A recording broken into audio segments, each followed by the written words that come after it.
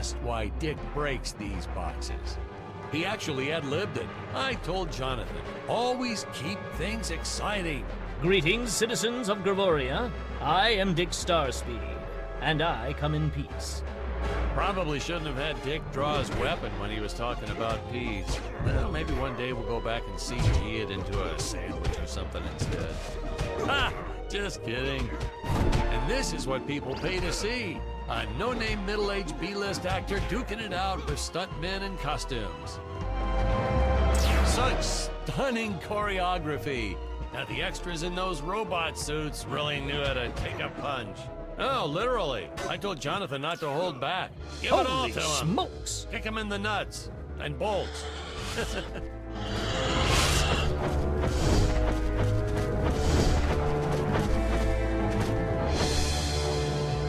If I land squarely on that grain silo, I should survive this fall unscathed. Well, I shouldn't say this now, but you could actually see the strings if you squinted hard enough.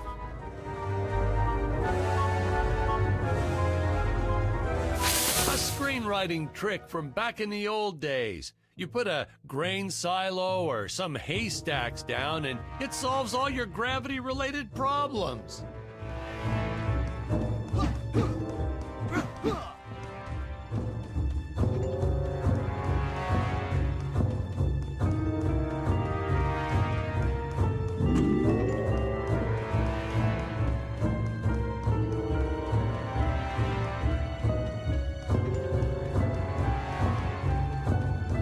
It appears some of my equipment was lost when my ship was shot down. But what luck! This high-tech scanner reports that my ray gun is nearby.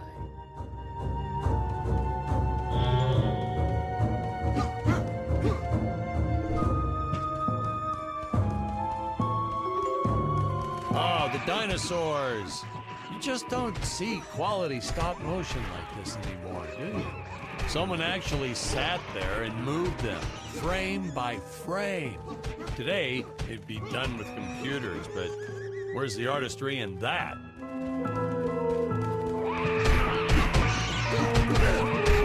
Now, if the trees here look a little plastic, well, it's because they are. I took them from the set of my last film, Vampire Island 2. Ooh, the fearless sea monster, always patrolling the shore, eagerly awaiting for his next meal.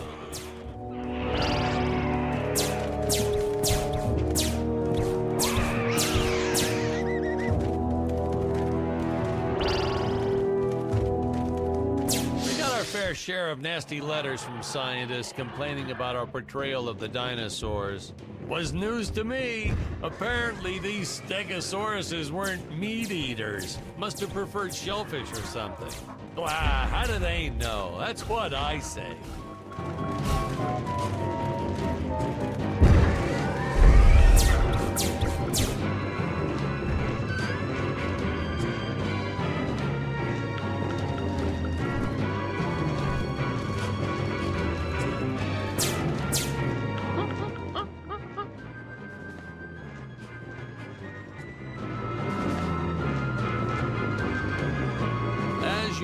The local population is defenseless. That's where our hero steps in and saves the day.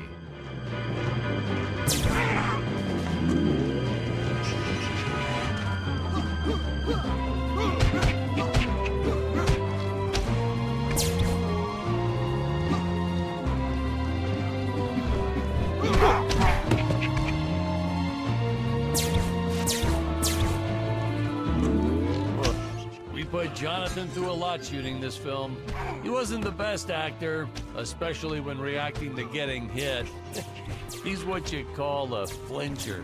So I told the stuntman to really just go to town on him. It's the only way to get an honest performance sometimes. Our props master tried to make the weapons soft, but there's only so much you can do. Lucky for us, Dick's entire body was covered in that spacesuit. That thing was a lifesaver when it came to hiding bruises. How curious. They dissolved into what appears to be gold.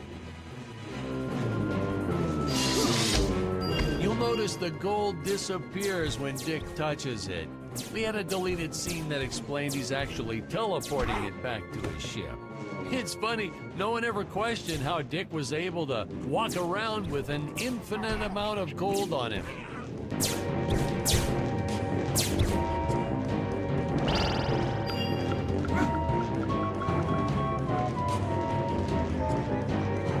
We had to redo these shots.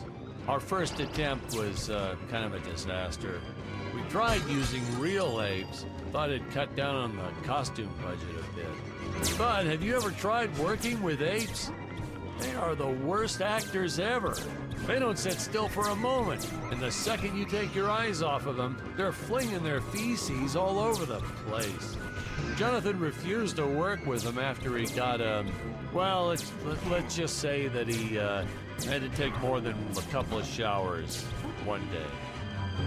You know, you never forget the smell of monkey poo. We steam cleaned the studio top to bottom.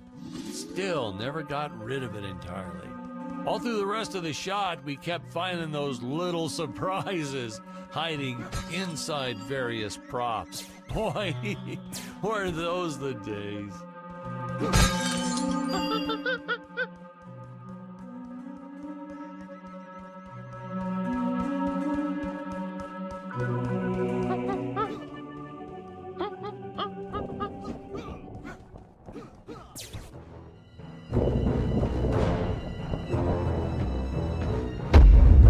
Some really top-notch stop-motion effects, huh? Unfortunately, we skimped on the Dick Starspeed puppet a little.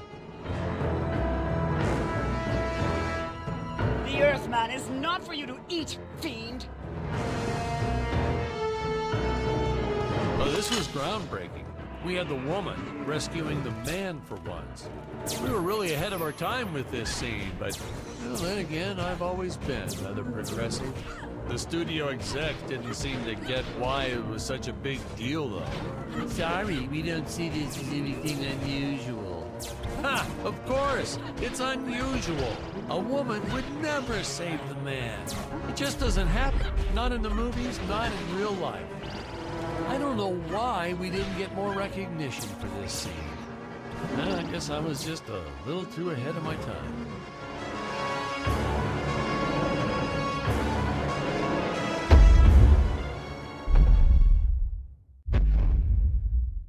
Thank you for saving me, strange woman.